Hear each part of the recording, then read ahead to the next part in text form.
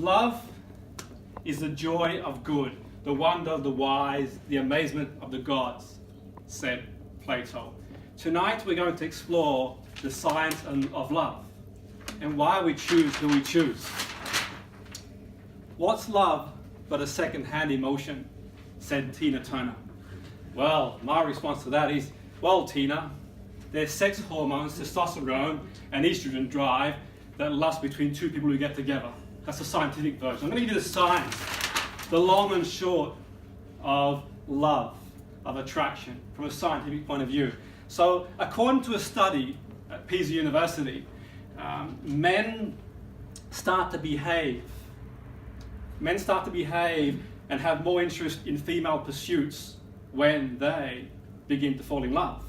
And equally, on the opposite end of the scale, females have a boost in testosterone and start having more male interest pursuits. So if you see your new partner, shut the TV at the football, that's probably because the testosterone is going higher. And if you see your male partner doing things that they probably didn't do before, like playing with the Barbie doll, not to sound a bit contentious, that's probably because they start to drop in testosterone. It's a scientific point of view. So I'm going to go for science here. So according to science, there are three neurotransmitters that are involved in attraction. And they're dopamine, adrenaline, and serotonin. I'm going to give you the long and short of those areas, what they do. So who's heard of dopamine before? Okay, so sort of cutting a long story short, we've only got a few minutes to deliver. Dopamine helps to control the brain reward center. So it regulates movement and also emotion to a point. Now, when you think dopamine, think of dopamine activities that we do. So food increases dopamine, chocolate increases dopamine, different activities. Being in a relationship also, when people are in love, increases dopamine as well.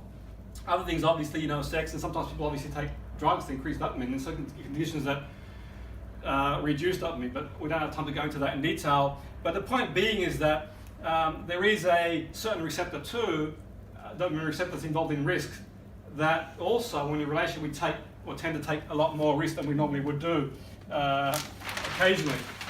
Adrenaline too, when you start to fall in love, there's adrenaline.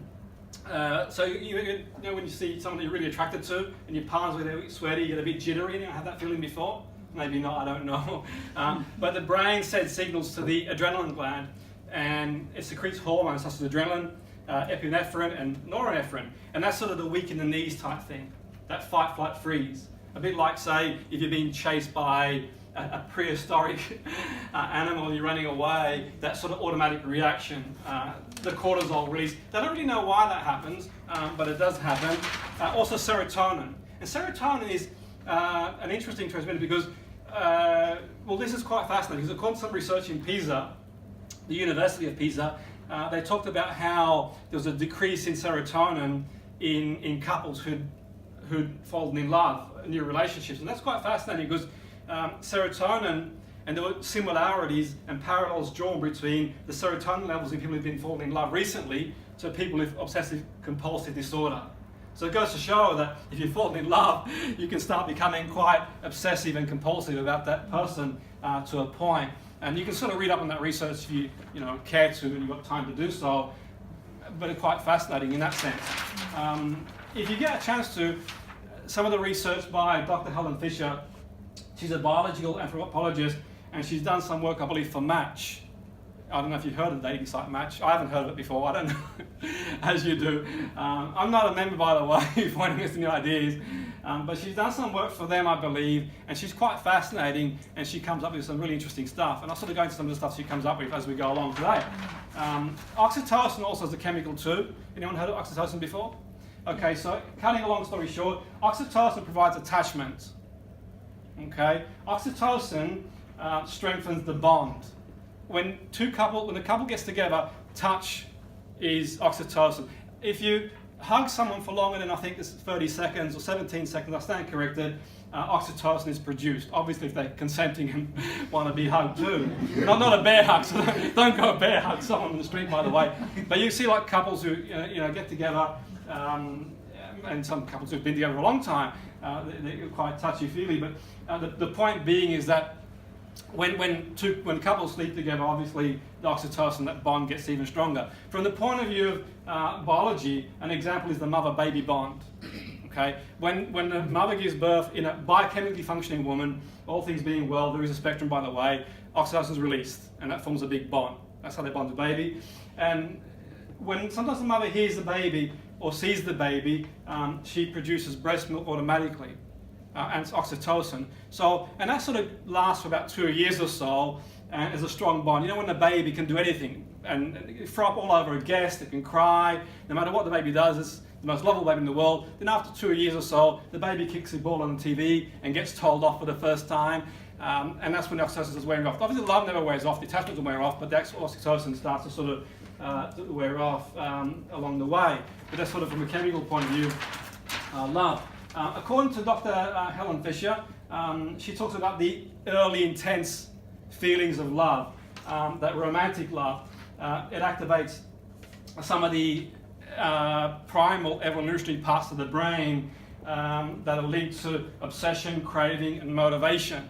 Okay, it activates that, which probably explains why we behave in certain way, or people behave in certain ways, not me, when they fall in love. And the prefrontal cortex, the neocortex, is the newest part from our brain in evolutionary terms, gets deactivated on some levels. Okay, and that's quite fascinating, really, because the prefrontal cortex is responsible for planning, decision making, being logical. So you can imagine when people are very infatuated, they probably do things that they normally do. And I think more to the point, she raises an interesting point. So in my words, not hers. So if you go to Las Vegas, what happens in Las Vegas stays in Las Vegas. And by the way, if you do meet someone and you do have a summertime or a holiday fling, it's probably not a good idea to get married straight away, because when these things starts to wear off, you'll start sort of seeing the person for who they are. Because in the beginning, all these chemicals are going to cloud your judgment. Okay, the chemicals are going to sort of cloud any judgment you've got about the person. And what happens in the first instances, you sort of see what you want to see. It's a bit like confirmation bias, a halo effect, and so on and so forth. And I'm sure we've all been in situations where people will sort of say that person may or may not be the right person for you, but try to talk someone out of being in love when, from an evolution point of view, the parts of the brain responsible for it primarily date back, obviously, many, many years. So in short, sort of moving on, because I don't have a lot of time, you've got the reptilian brain that's responsible for heartbeat, digestion. It's always active. It requires small consumption of energy. That's one part of the brain.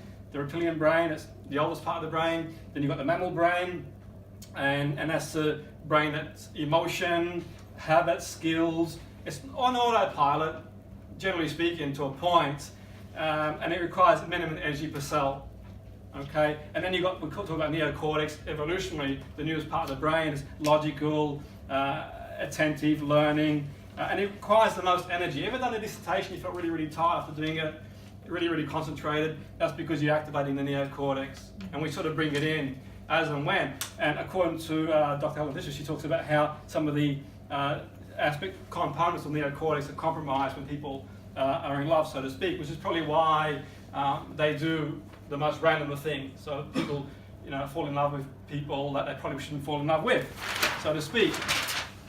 So why do we choose certain people? Well, it's probably multifactorial, a number of things, but our senses are a big part in it. Our perception, biologically, sort of to cut a long story short, our senses play a big role, what we see visually. Because remember, survival of the species. So we look for potential people from a mating point of view for reproduction.